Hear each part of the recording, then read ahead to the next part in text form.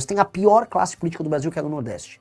Eu falo com tranquilidade, não há classe política no Brasil tão deletéria quanto a do Nordeste. Esse é um fluxo que está rolando desde os anos 30 do século XX. São quase 100 anos de nordestinos migrando do Nordeste para o Sul, Sudeste ou agora o Centro-Oeste. Não é digno para essas pessoas isso. Então a gente precisa dar um basta. E esse basta vai começar mexendo nos sistemas de incentivo da classe política, ou seja, o que faz uma pessoa entrar na política e como a gente mede o desempenho dela. Não pode ser só o voto, é uma dica. O político tem que ser avaliado por entregas na área de segurança, infraestrutura, educação. E se o político não entrega isso, especialmente os prefeitos, ele fica inelegível. Se as pesquisas continuarem como elas estão, né, com o Lula e o Flávio primeiro, não apenas eu não acho que haverá mudança, eu tenho certeza que as coisas continuam como estão e o Brasil vai se rumando para se tornar um regime estranho, né, um regime semidemocrático, com uma oligarquia muito corrupta administrando a gente. Vou começar justamente com essa pergunta ao pré-candidato pelo Missão, ao fundador do Movimento Brasil Livre e ao guitarrista Renan Santos. Renan, essas mensagens aqui empolgam você nessa campanha? Boa noite, Renan. Satisfação conversar com você. A satisfação ainda maior quando você lembrou que eu sou guitarrista também, né? Tô vendo aqui. Você já ganhou meu coração, pô. Obrigado pelo espaço. Sim, as mensagens me animam porque é um projeto geracional otimista, né? Boa parte dos projetos políticos no Brasil são projetos que ficam olhando pro passado para brigas, né? Ah, eu odeio isso, odeio aquilo, vou lançar uma candidatura para presidente para me vingar disso ou daquilo. Quando a gente tá olhando, cara, o futuro é glorioso, a gente pode aplicar uma série de políticas que alterem a dinâmica não só de poder no Brasil, mas a dinâmica de decadência econômica que o Brasil passa. Então, ter um projeto otimista traz as pessoas justamente para uma energia muito positiva, que é o que a gente está trabalhando para construir. Dá muito trabalho, cansa muito, eu confesso que eu estou bem derrubado hoje. Voltei do Maranhão, assim, numa turnê exaustiva, voltei doente do Maranhão, mas falo, não dá para desistir não dá para cansar, temos que trabalhar. E eu acompanhei muito do que você está fazendo aí em turnê, em visitas.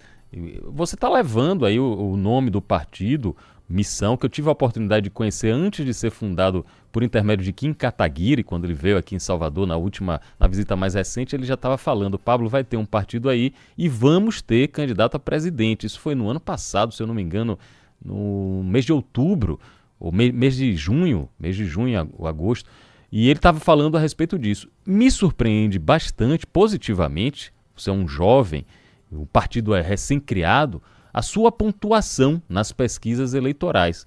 Às vezes, a depender da pesquisa, acima, inclusive, de políticos consagrados que já estão com cargos eletivos, têm uma grande visibilidade de mídia, por exemplo. O que é que você atribui a isso, Renan Santos? Eu levo muito a sério a pesquisa Atlas. O Atlas é um instituto que mais acertou as últimas eleições no mundo. Eles acertaram agora, assim, eles gabaritaram a eleição na Hungria, eles acertaram o Chile, eles acertaram a Argentina, eles acertaram os Estados Unidos. Nas eleições brasileiras de 22, eles foram um dos melhores. Então, eu confio na metodologia deles. Eu acho que eles antecipam tendências na metodologia deles, eles são muito felizes nisso. E na Atlas, inclusive quem contrata a tracking da Atlas vai se surpreender com os nossos números, mas na última Atlas eu ultrapassei os governadores, né? E o que eu atribuo nisso? Eu acho que assim, o que a gente propõe, como eu te disse, não é um projeto vingativo e tampouco não é um projeto preso a casinha, a currais, né? Qual curral? Se você fosse se comportar como um cara de direita, você tem que falar certas coisas, se comportar de certa maneira, e não necessariamente você vai estar falando a verdade. Mesma coisa se você for de esquerda.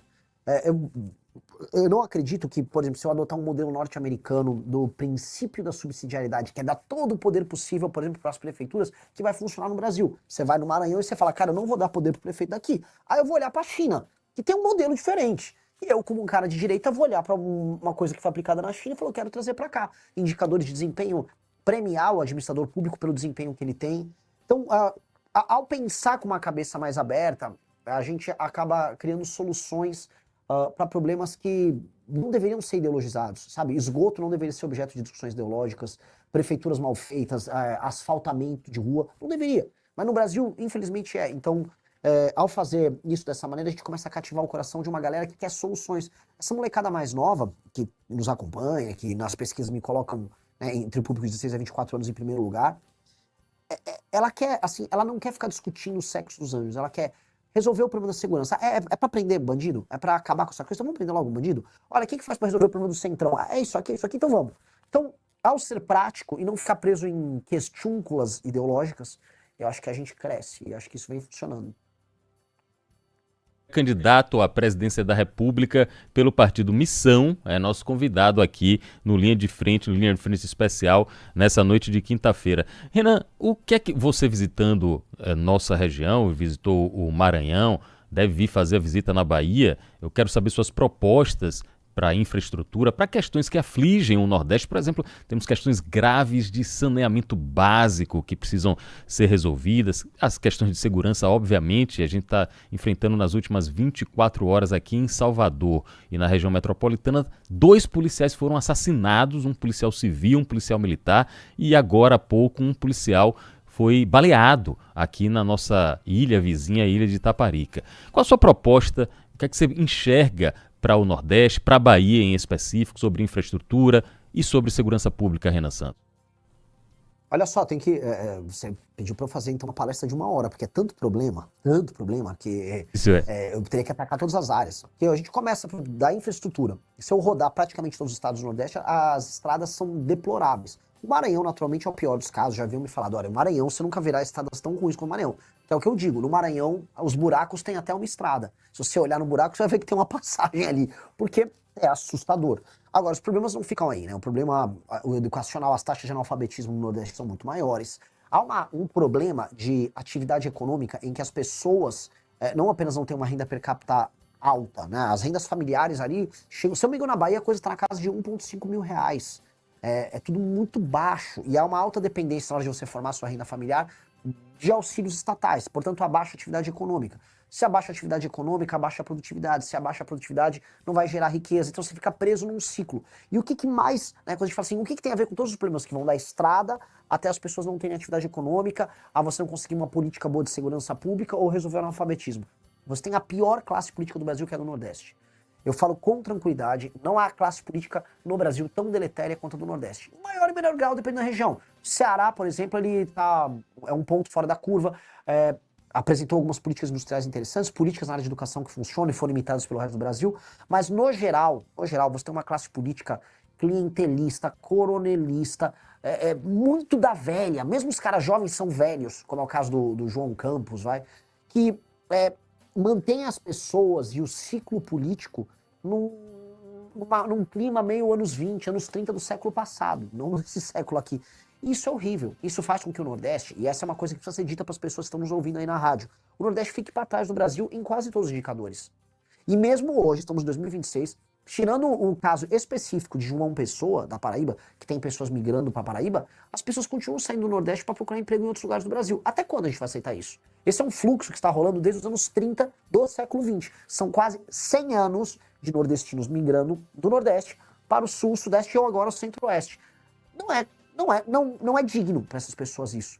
Então a gente precisa dar um basta. E esse basta vai começar mexendo nos sistemas de incentivo da classe política, ou seja, o que faz uma pessoa entrar na política e como a gente mede o desempenho dela. Não pode ser só o voto, é uma dica. O político tem que ser avaliado por entregas na área de segurança, infraestrutura, educação. E se o político não entrega isso, especialmente os prefeitos, ele fica inelegível. Porque tem um outro problema, que aí eu vou jogar aqui também para você, que é um problema grande, que é o problema da compra de voto. O Nordeste, compra de voto acontece no Brasil inteiro, mas ela é a regra no Nordeste. Compra de voto tem até na cidade dos meus pais, Vinhedo, que tem um IDH altíssimo, uma cidade rica no interior de São Paulo. Mas, no Nordeste, ele acontece numa intensidade tão grande. E aí aquela política de botar os parentes de todo mundo na prefeitura, para você fazer todo mundo trabalhar para você no período eleitoral, o dinheiro desviado da emenda que compra o voto da pessoa, que isso elimina qualquer possibilidade de democracia ou elimina a possibilidade das pessoas votarem de maneira, vamos dizer, independente, com a consciência delas. E aí esses políticos, essas famílias velhas vão mandando nas cidades, as cidades ficam pobres para sempre, e isso é ruim para todo mundo. Ruim para o povo do Nordeste, que sofre, e ruim para o povo do Sul, Sudeste e Centro-Oeste, acaba pagando a conta desses políticos, através do Pacto Federativo. E esse ciclo precisa mudar. Eu quero mudar esse ciclo. Santos, pré-candidato à presidência da República pelo Partido Missão, e ele mencionou que confia muito no Instituto Atlas e Intel. As pesquisas mais recentes do Instituto Atlas e Intel colocam Renan Santos, na minha avaliação, numa surpreendente posição de terceiro lugar à frente de políticos. Por que surpreendente? Porque políticos tradicionais, com vários mandatos, com reconhecimento nacional, ficaram atrás de Renan Santos na maior parte dos cenários da pesquisa Atlas Intel. Agora, Renan, vamos falar dos acontecimentos que estão em Brasília e que reverberam pelo país e pelo mundo. Hoje foi preso o presidente do BRB, o presidente de um banco importantíssimo, como o Banco Regional de Brasília, por suspeita, segundo a denúncia da Polícia Federal, a investigação da Polícia Federal, suspeita de ser beneficiado numa possível compra de papéis pelo Banco Master e a tentativa de comprar o banco.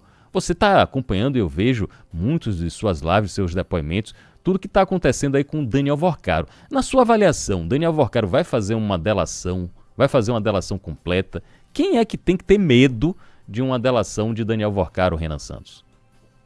Em condições normais de temperatura e pressão, todo mundo tem que ter medo do Daniel Vorcaro.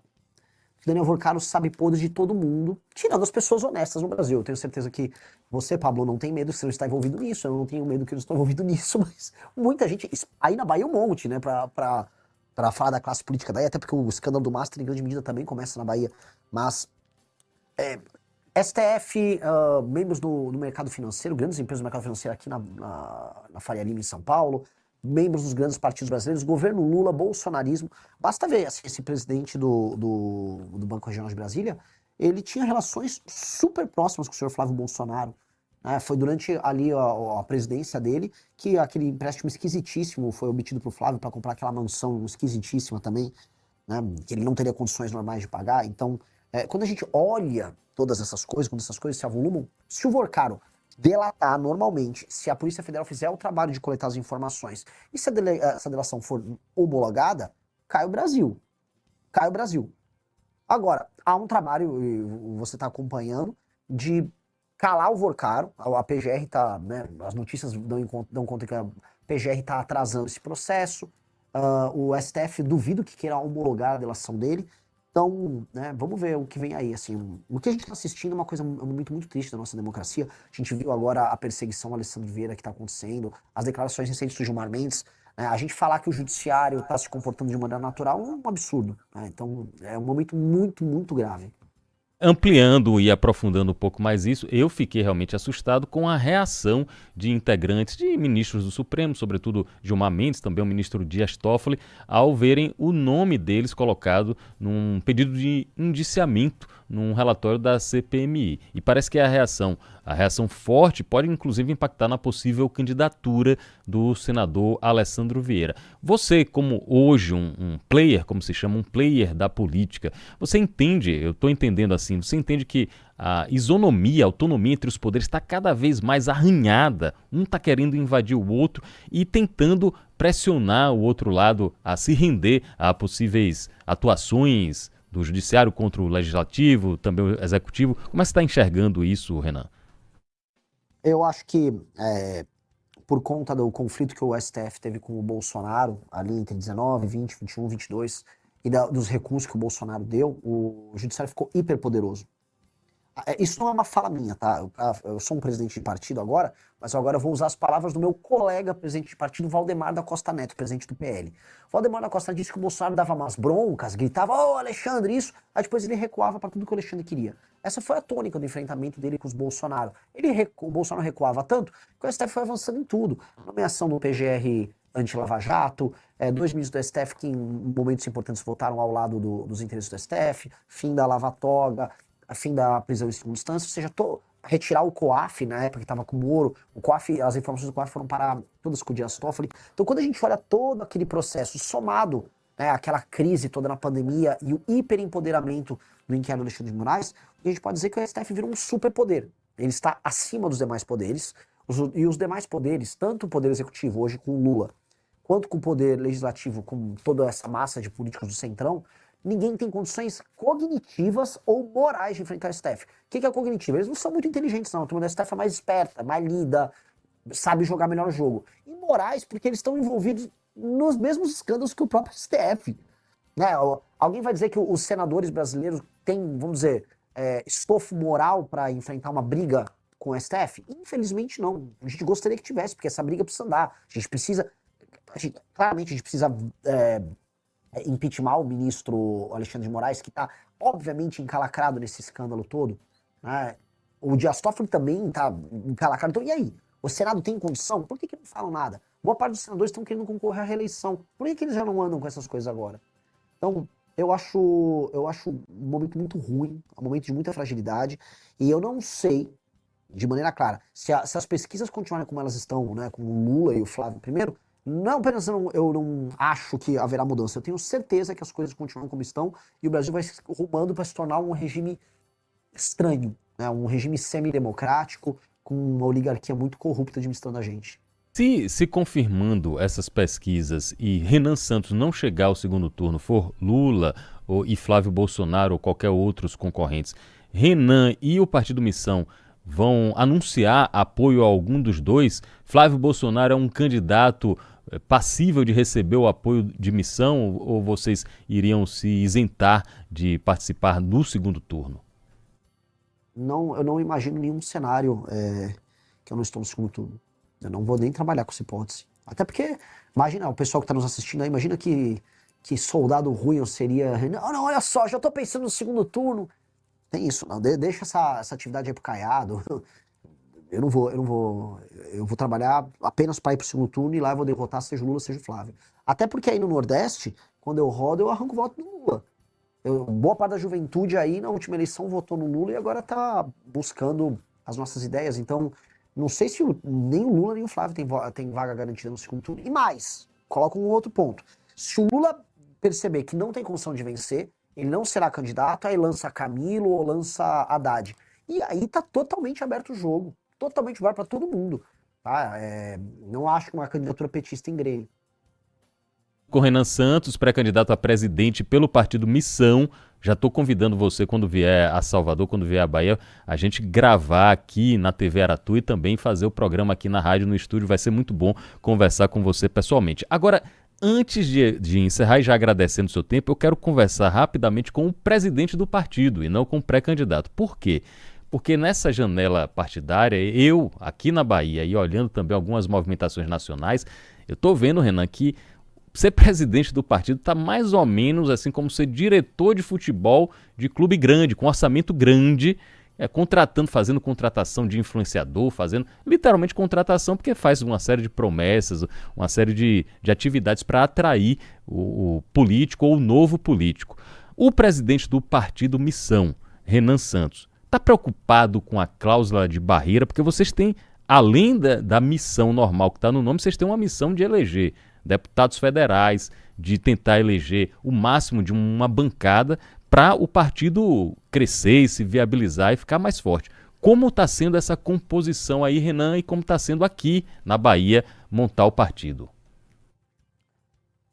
Bom, a pesquisa Atlas mostrou que o Partido Missão, na preferência do eleitorado, ele já está com 5 ponto alguma coisa, e vamos buscar o PSOL já para subir para terceiro, né? Ou seja, o partido com nem 6 meses de idade, ele já tem uma grande preferência junto ao eleitorado, e quando a gente pesquisa entre os mais jovens, ali, de acordo com a Atlas, tá melhor ainda, né? A coisa passa dos 20%. Onde eu quero chegar com isso, que é bem importante?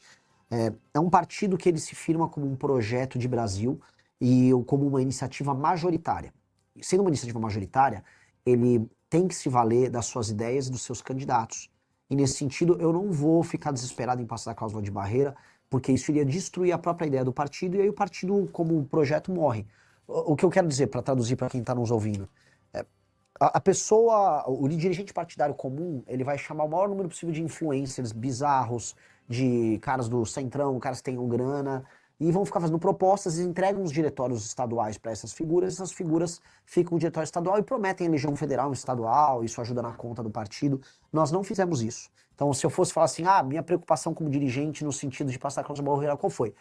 Ter os melhores candidatos alinhados com o que a gente pensa, absolutamente nenhum candidato nosso vai fazer campanha para algum outro candidato a presidente ou vai defender uma ideia que não seja uma ideia nossa. Essa pessoa, no meio da campanha, se ela fizer isso, ela vai ser reprimida dentro do projeto. O projeto é muito claro, um projeto de um partido político alinhado, como acontece em qualquer democracia séria no mundo.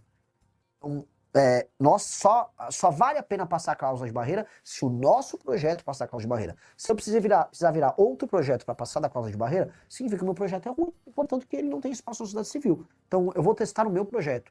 E aí eu fico minha crítica, não só os partidos centrão que não tem nenhum significado e só querem passar a cláusula de barreira porque sim, né? Ou até, por exemplo, o Partido Novo, que surgiu de uma ideia legal, bacana no início, e que hoje ele é um puxadinho do bolsonarismo só para tentar passar a causa de barreira, que é um negócio meio desonesto. É A gente isso, está conversando com o Renan Santos, agradecendo aos milhares de YouTubers, os milhares de fãs aqui de Renan Santos que estão acompanhando também pela internet, pelo YouTube. Renan, você já, pela grande visibilidade que o partido e que sua campanha, sua pré-campanha estão tendo, você já deve ter recebido algum convite, alguma conversa aqui da Bahia, de qualquer um dos candidatos, para um apoio, para chegar junto, digamos assim, para colar com algum candidato aqui na Bahia. Já teve isso e quem foi, Renan Santos?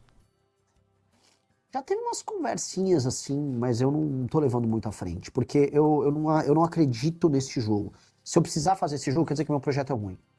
O que eu quero dizer, não é que eu sou marrento, de maneira alguma, eu sou uma pessoa super leve no trato. A fama de Renan, brabão, doidão, é mais uma fama do que uma condução. Eu sou uma pessoa simples e confiável no trato. O meu ponto é, eu quero interferir de maneira positiva nas eleições, eu quero ganhar a eleição para presidente, eu quero fazer bancada dos estados, eu quero eleger governadores. E o meu papel aí na Bahia será determinado pelo tamanho da minha mensagem na Bahia. Então, antes da Bahia, eu vou chegar, vou fazer igual eu fiz no Maranhão, eu vou rodar a Bahia inteira e eu vou bater em quem precisar bater e vou elogiar quem precisar elogiar. Se tiver uma boa iniciativa numa cidade no interior da Bahia de um prefeito que, sei lá, é do PSD, por mais que o PSD não vai estar comigo em nenhum momento, eu vou elogiar. E se eu precisar bater num cara do PSD, do PT, eu vou bater.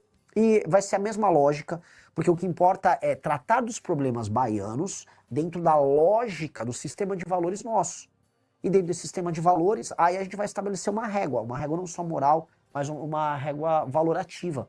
E aí isso vai ajudar o eleitor a pensar como a gente, e pensando como a gente, naturalmente ele vai ver a gente como uma alternativa. E aí depois eu converso, porque eu acho que o mais importante é o seguinte, como o meu projeto é melhor, eu quero ver, antes de tudo, candidatos a governo endossando minhas propostas. Endosso minhas propostas, falar, o Renan tem uma proposta muito boa e quero endossar. Eu gostaria de ver isso primeiro, da parte deles. O pessoal do Maranhão duvidava, né? Achava, não, esse cara é só um doido. Aí o doido foi lá, foi um rebuliço. Hoje tá o tal do Braide, prefeito de São Luís, desesperado, explicando que ele não deixou o bairro sujo, não sei o que. É isso. Pô, se vocês quiserem conversar e endossar minhas propostas, nominalmente, ó, o Renan tem uma proposta boa, vale a pena a gente apoiar. Pô, eu vou dar, inclusive, luz pro cara. Falar, ó, que legal, esse cara de outro partido tá fazendo isso. Só que eles não gostam.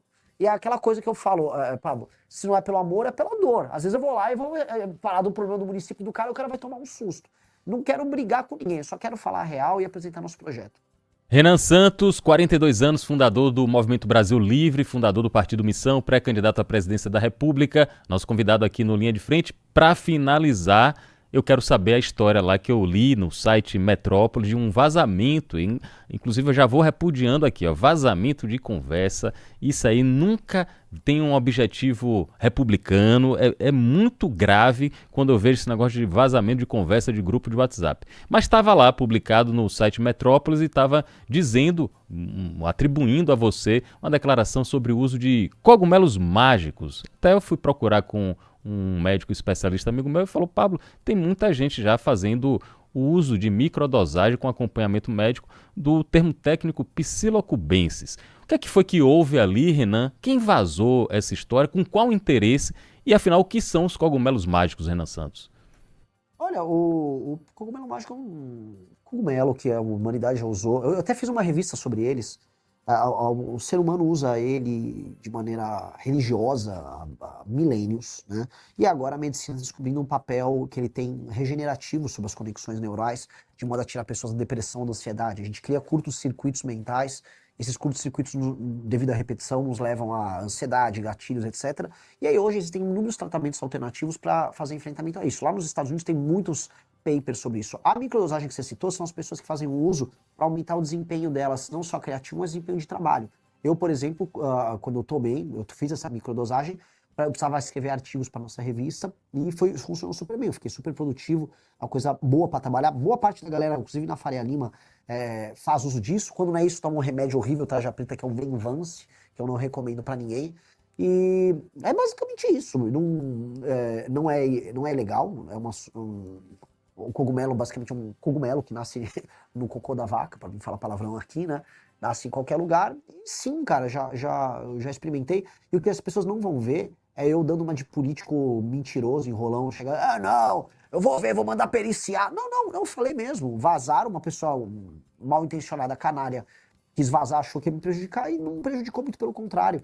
A revista que a gente fez sobre a direita psicodélica norte-americana vendeu muito. E essa discussão que envolve não só o uso medicinal da psilocibina, mas também o canabidiol, que pode ser utilizado, por exemplo, no enfrentamento da epilepsia, começou a ser debatido e eu acho isso legal pra caramba. Acho que eu gostaria de ver esse tipo de substância sendo usado de maneira controlada no SUS. Eu acho que são opções que a gente tem de tratamento que podem ser muito úteis para o mal que acomete especialmente os mais jovens, que é o mal da depressão e o mal da ansiedade.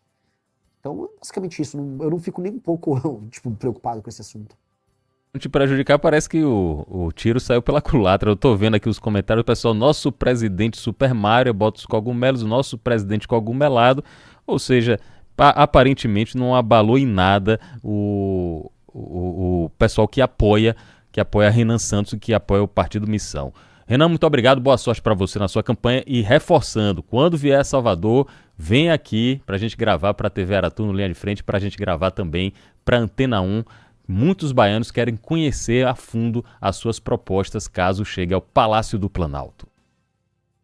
Maravilhoso, será uma honra, será o primeiro lugar que eu vou visitar quando eu chegar em Salvador. Tenho minha promessa.